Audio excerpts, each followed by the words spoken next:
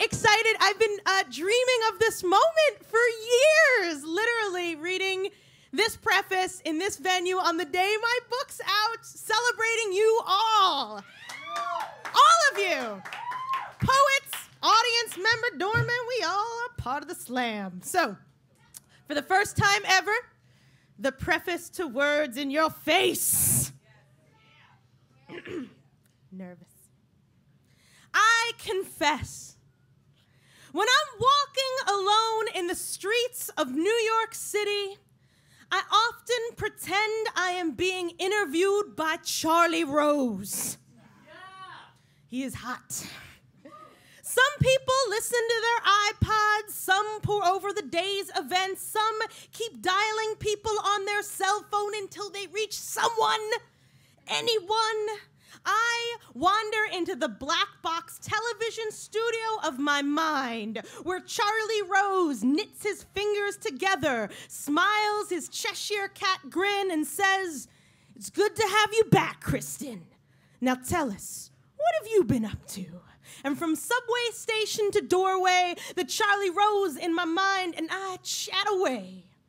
I'm not sure what it is about PBS TV personality Charlie Rose that makes him the perfect candidate for these lapses in reality. He's an eager conversationalist, yes, but he doesn't fawn over his guests. In fact, he seems to delight when he catches a guest in a mistake or asks a question that might catch the person off guard. The Charlie Rose of my mind is always asking me questions that catch me off guard.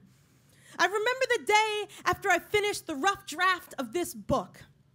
4 years of research and interviews had boiled down to 6 final blinding weeks behind a laptop, attempting to get everything done, spell checking and fact checking, last minute tweaks, insane chapter overhauls. I finished on Valentine's Day and celebrated by going to sleep 15 minutes after emailing the draft. The next day, I floated on an uneasy high. I was done.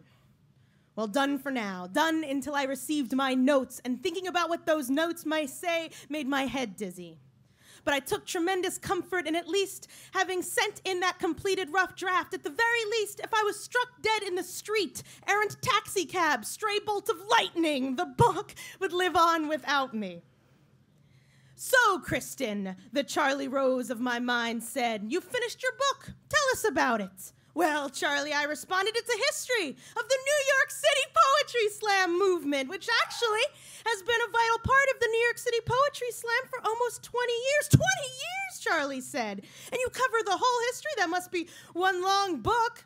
"Well, it had a rough draft of 750 pages, I replied, but when I turned it into my publisher, I got it down to a neat 575. Double-spaced. Now, that's still a lot, but I think it's more than manageable." I laughed. Charlie laughed. "Yes, yes," Charlie replied. "Now, in my notes, it says that you were so determined to finish the book that you stopped going to poetry slams altogether for several months so that you could focus exclusively on the book. Is that true?" "Well, yes," I replied, a little off guard. "I found that going to slams is a little bit distracting. I mean, aside from the normal social aspects, I also found that I spent too much time talking about the project instead of writing about the project." "You know what I'm saying," I laughed. Charlie did not laugh. "But weren't you afraid that the poetry slam community, which my notes say is very closely knit, might think you were snubbing them?" Charlie asked, hands cupped in front of him. Where was he getting these notes?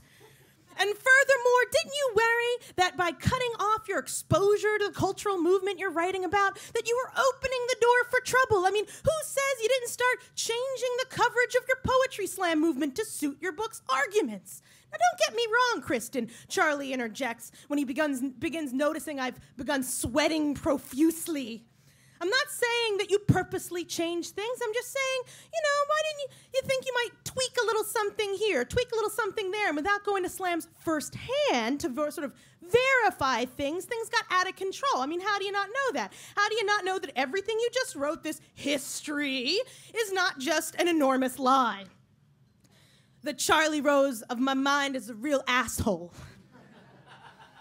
After all, I had this post-rough draft week planned in my head for months, my victory week. I'd attend every slam in New York City, soak in the poetry, the revelry, the cheering. I would get to see all my old poetry pals, buy enormous sugary Shirley Temples, and clink glasses, and finally be able to tell people it's done.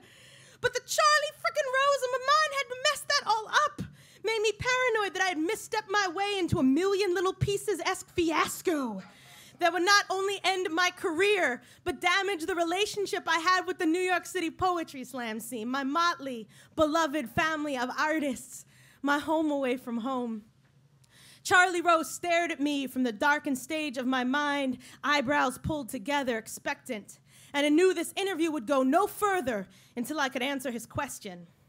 The very next day, I went to the Nuyorican Poets Cafe. For the first time in months, it was a Friday night in February, one of the coldest nights in the year. The doors weren't even scheduled to be open for another 45 minutes, and still the line was halfway down the block. My companion for the evening was Steve Smart, an Australian slam poet who I'd first met in 2001 when I was brought down to Australia to lecture on slam poetry. It was his first time visiting New York City, and I had secured him a slot as the opening sacrificial poet at the legendary Friday Night Slam. He was elated. I'm sure if I'd really thought about it, I would have thought about how I would have spent the time waiting outside of the Nuyorican, happily marveling the fact that my friendship with Steve is a true testament to the power of slam. Born thousands of miles away from each other, we met and have maintained a tight friendship only because of the opportunities that slam provided us. Again, I'm sure this would have been my topic of conversation had we not been rather obsessively asking each other the same three questions. What poem should Steve perform? Could it get any colder out here? And seriously, when are they gonna fucking open those doors? While Steve concentrated silently and nervously on that first question, I took the opportunity to mull another question entirely. What if the Charlie Rose in my mind was right?